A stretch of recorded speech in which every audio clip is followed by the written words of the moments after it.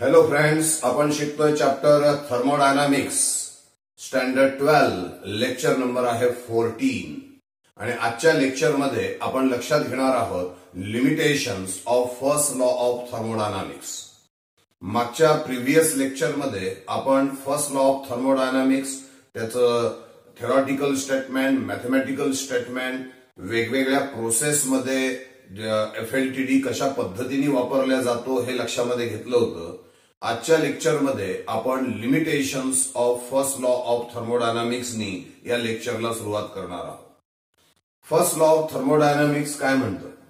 The first law of thermodynamics does not predict the direction of the process.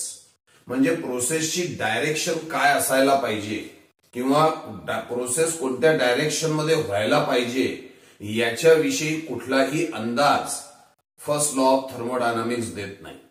Even FLTD, that is first law of thermodynamics, does not predict the spontaneity or feasibility of the process.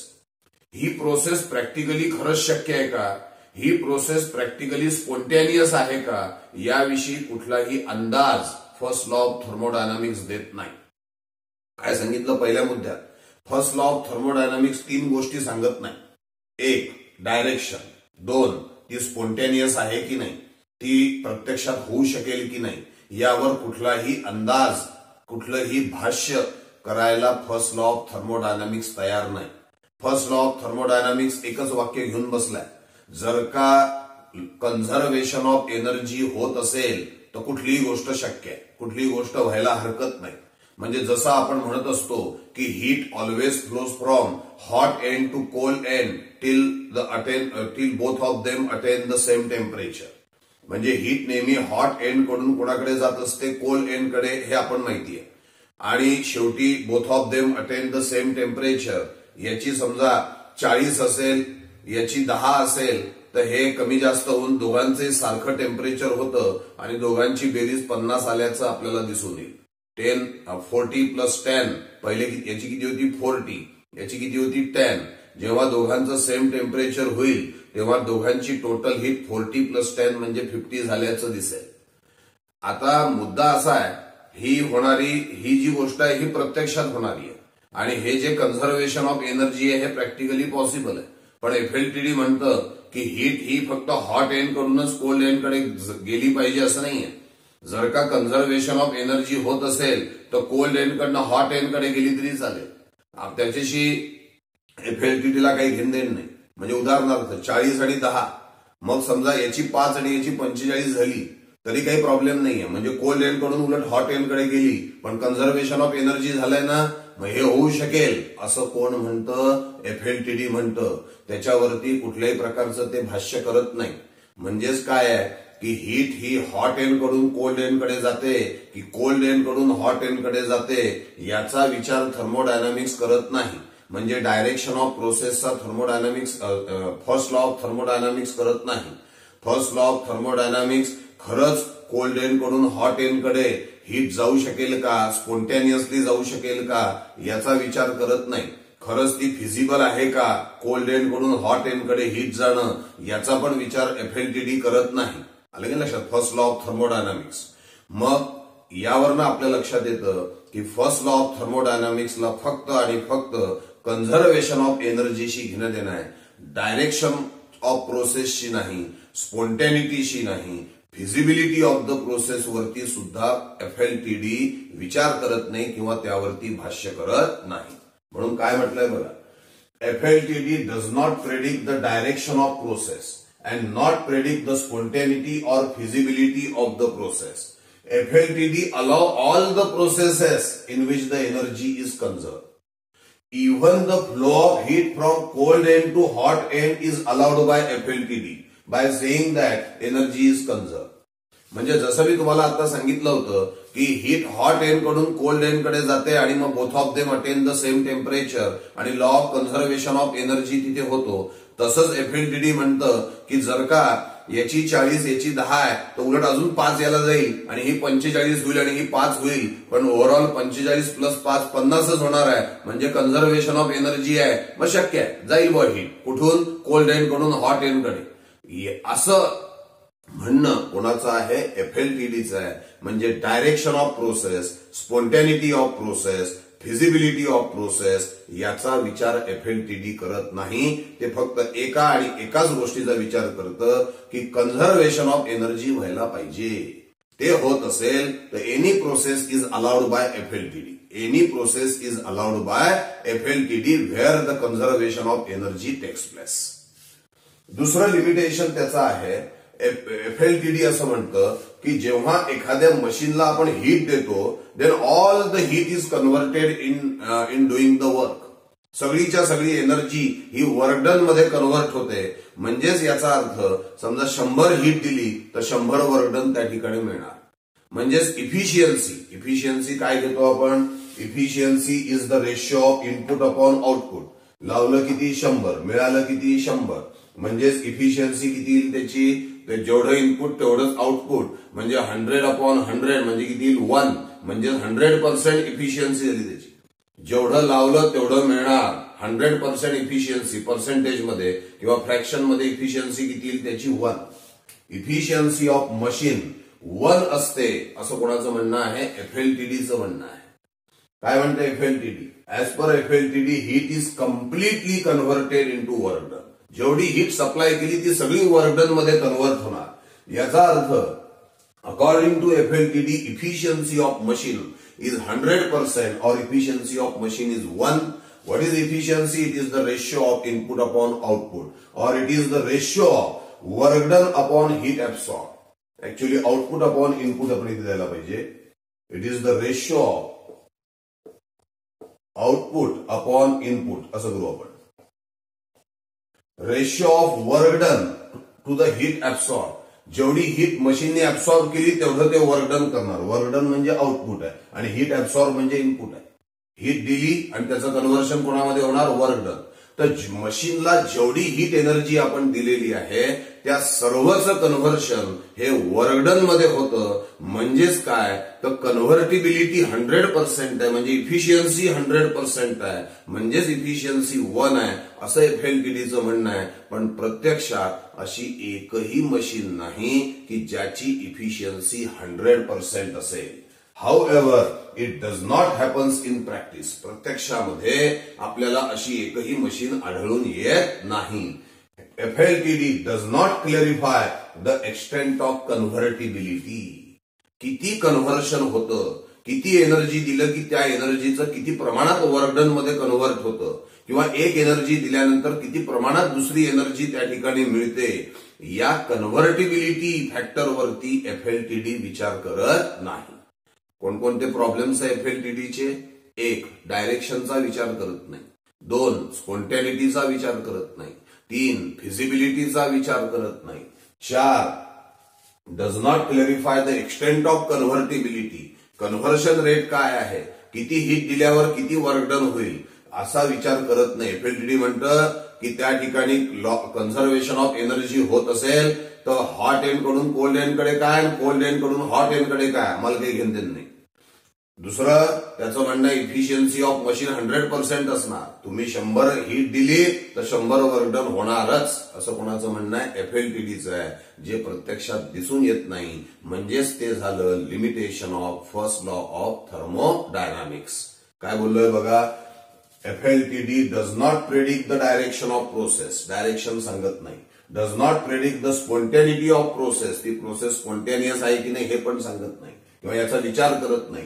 Does not predict the feasibility of process. ती process खरंच प्रत्यक्षात शक्य आहे का याचाही विचार करत नाही. त्यांना यांच्याशी घेणदेणच नाहीये. ते फक्त विचार करतात कन्झर्वेशन ऑफ एनर्जी होत आहे ना, मग बस काहीही शक्य आहे असं FLTDचं म्हणणं असल्याचं आपल्याला दिसतं.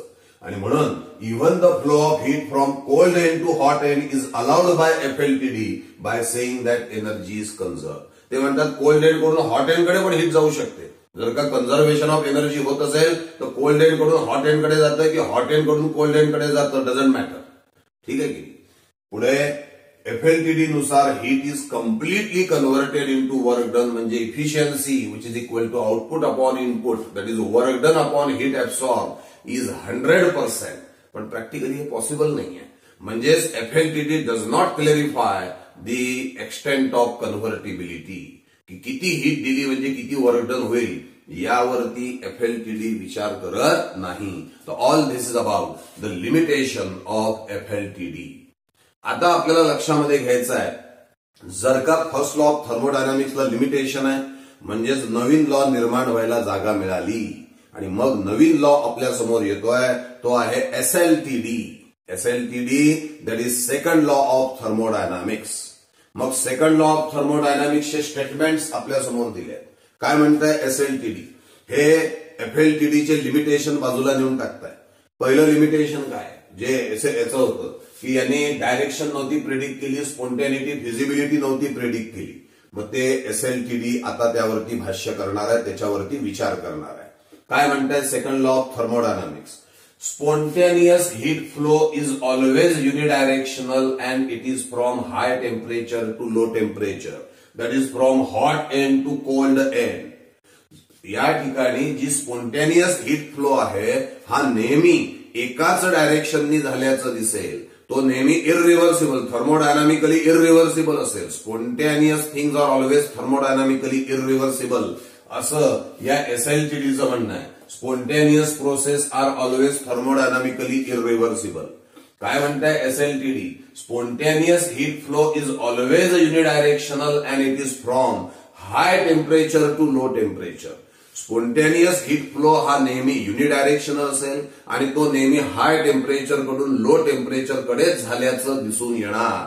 पुढे विदाउट युझिंग एक्सटर्नल एजन्सी, कुठला एक्सटर्नल दबाव आणल्याशिवाय, एक्सटर्नली एखादी एजन्सी वापरल्याशिवाय कोल्ड एंड कडून हॉट एंड कडे कधीही हीट जाणार नाही.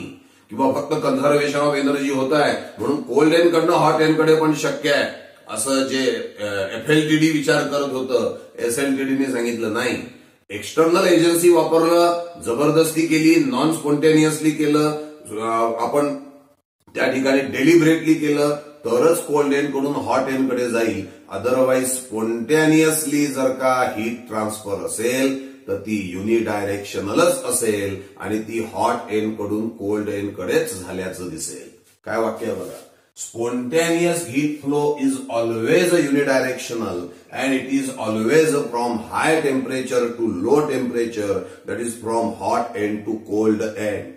Without using external agency, heat cannot flow from cold end to hot end. म्हणजेच काय, the spontaneous process are thermodynamically irreversible. This is first statement. आणि FLTDचं सेकंड लिमिटेशन होतं की इफिशियन्सी 100% असते, 1 असते. आउटपुट टू इनपुट रेशो नेहमी 1 असतो. याच्यावरती सुद्धा SLTD काय सांगताय की no machine has efficiency is equals to 1, that is 100%. आतापर्यंत तरी निदान अशी एकही मशीन निर्माण झालेली नाही की ज्यामध्ये सगळी 100 हीट दिली 100 वर्क डन झालं. म्हणजे इफिशियन्सी ऑफ मशीन प्रॅक्टिकली कधीही 100% असत नाही, ती कधीही 1 असणार नाही असं या ठिकाणी आपल्याला SLTD म्हणताय. म्हणजेच काय, heat can not be completely converted into equivalent amount of work done without producing permanent changes elsewhere either in the system or in its surrounding. जी काही हीट आपण दिलेली आहे ती हीट पूर्णपणे वर्क डन मध्ये कन्व्हर्ट होत नाही, तर दिलेली हीट ही मॅक्झिमम वर्क डन मध्ये कन्व्हर्ट होते. पण उरलेली जी हीट आहे त्याचा परिणाम हा एक तर तुम्हाला सिस्टीमवर काही कोणत्या ना कोणत्या गोष्टीत दिसून येईल किंवा सराउंडिंग मध्ये तरी कोणत्या ना कोणत्या गोष्टीत दिसून येईल. म्हणजे असं म्हणता येईल की 100 हीट दिली तर 100 हीट दिल्यानंतर कदाचित 90 हीटचं रूपांतर किंवा आपण अजून वाढवू 95 हीटचं रूपांतर वर्क डन मध्ये होईल. पण उरलेली जी 5 हीट आहे ती एक तर सिस्टीम मध्ये काहीतरी बदल घडून देईल किंवा सराउंडिंग मध्ये तरी ती काहीतरी बदल घडून देईल. म्हणजे सगळीच्या सगळी हीट ही कधीच वर्क डन मध्ये कन्व्हर्ट होत नाही. त्यापैकी काही हीट त्याचा परिणाम सोडते either on the system or on the surrounding. वाक्यरचना लक्षात द्या, heat can not be completely converted into equivalent amount of work done without producing permanent changes elsewhere either in the system or in the surrounding. पूर्णपणे हीटचं रूपांतर work done मध्ये होणार नाही. काही जी हीट आहे ती वेगळ्या प्रकारामध्ये तिचा परिणाम सोडून जाईल. एक तर तो परिणाम सिस्टीमवर असेल नाहीतर सराउंडिंग वरती झाल्याचं आपल्याला दिसेल. एक एक्झाम्पल या ठिकाणी घेऊ आपण. Isothermal reversible expansion of a gas he condition आपण घेतली. Isothermal reversible expansion of a gas. मग आता आयसोथर्मल आहे, मग एफएलटीडी काल आपण बघितला, आता लास्ट पिरियडला आपण बघितलाय. त्या एफएलटीडी मध्ये आयसोथर्मल प्रोसेस म्हटलं म्हणजे टेम्परेचर कॉन्स्टंट म्हणजे इंटरनल एनर्जी कॉन्स्टंट म्हणजे delta U is equals to 0 आणि मग एफएलटीडी आपला झाला होता Q is equals to -W. मग Q is equals to -W याचा अर्थ काय? Heat absorb by the system. Heat absorb by the system, system म्हणजेच gas. Heat absorbed by the system is equals to work done by the system, that is work done by the gas. मग तुम्ही म्हणाल अरे इथे तुम्ही सांगताय की जेवढी हीट ऍब्सॉर्ब केली तेवढं वर्क डन होत आहे. म्हणजे असं वाटायला लागतं की अरे सेकंड लॉ ऑफ थर्मोडायनामिक्स कॉन्ट्राव्हर्शियल आहे का? सेकंड लॉ ऑफ थर्मोडायनामिक्स तर सांगताय की एकही मशीन नाही आहे की ज्यामध्ये जेवढी हीट दिली ती कम्प्लिटली वर्क डन मध्ये कन्व्हर्ट होईल. पण या ठिकाणी तर असं वाटतंय की जेवढी हीट दिली ती पूर्णपणे वर्क डन मध्ये ही सिस्टीम कन्व्हर्ट करते. सिस्टीमला जेवढी एनर्जी मिळाली तेवढं सिस्टीमने पूर्णपणे वर्क डन केलं असं या मॅथमॅटिकल एक्सप्रेशन वरनं वाटतंय. आणि त्यामुळे असं वाटतं की एसएलटीडी हा कॉन्ट्राडिक्शन मध्ये फसतोय का? हा अर्धवट आहे का? यात काही त्रुटी आहे का? पण मित्रांनो नाही. एक गोष्ट लक्ष द्या, इथे जरी तुम्हाला असं वाटत असलं की जेवढी हीट सिस्टीमला मिळालेली आहे तेवढं पूर्णपणे वर्क डन झालंय, पण त्याच ठिकाणी ती जी हीट आहे ती काही एक बदल अजून करून जाते. ती म्हणजे सिस्टीमचं व्हॉल्यूम ती वाढवून जाते. म्हणजे एल्सवेअर इन द सिस्टीम ती काही ना काही परिणाम करून जाते आहे, हे आपण विसरता कामा नये. काय वाक्य दिलंय बघा. This is not contradictory with second law of thermodynamics because here also some changes are produced in the system, that is the volume of the system increases. म्हणजे एसएलटीडीचं जे म्हणणं आहे की सप्लाय केलेली हीट ही पूर्णपणे वर्क डन मध्ये न convert होता ती काही ना काही परिणाम सिस्टीम किंवा सराउंडिंग वर सोडून जाते, ते या ठिकाणी दिसतंय. भले मॅक्झिमम एनर्जी ही वर्क डन मध्ये कन्व्हर्ट होते आहे, पण एक परिणाम सिस्टीमवर करूनच टाकला, ते म्हणजे सिस्टीमचं व्हॉल्यूम तिथे वाढवलेलं आहे. त्यामुळे isothermal reversible expansion of a gas is not contradictory with SLTD. Second law of thermodynamics सोबत ते कॉन्ट्राडिक्टरी नाही आहे. कारण की एसएलटीडी काय सांगतं, जेवढी हीट दिली त्यातली मॅक्झिमम वर्क डन मध्ये होते आणि काही elsewhere in the system or surrounding काम करून जाते, परिणाम करून जाते. तर तो परिणाम आपल्याला दिसतोय की एनर्जी मॅक्झिमम वर्क डन मध्ये झाली कन्व्हर्ट, पण काही एनर्जीनी सिस्टीमचं काय वाढवून दिलाय? व्हॉल्यूम वाढवून दिलेला आहे. अशा तऱ्हेने दोन आपण एसएलटीडीचे स्टेटमेंट घेतले, ज्यातले महत्वाचे वाक्य कोणते? पहिलं की स्पॉन्टेनियस प्रोसेस ही युनिडायरेक्शनल असते, ती थर्मोडायनामिकली इररिव्हर्सिबल असते. आणि दुसरं, एकाही मशीनची इफिशियन्सी 100% नाही, म्हणजे दिलेली सर्व एनर्जी पूर्णपणे वर्क डन मध्ये कन्व्हर्ट होत नाही, हे या ठिकाणी एसएलटीडी आपल्याला सांगताय. अशा तऱ्हेने सध्या आतापर्यंत आपण limitations of first law of thermodynamics घेतलं आणि त्यामुळे एसएलटीडीचे दोन स्टेटमेंट सुद्धा आपण या ठिकाणी लक्षामध्ये घेतलेले आहेत.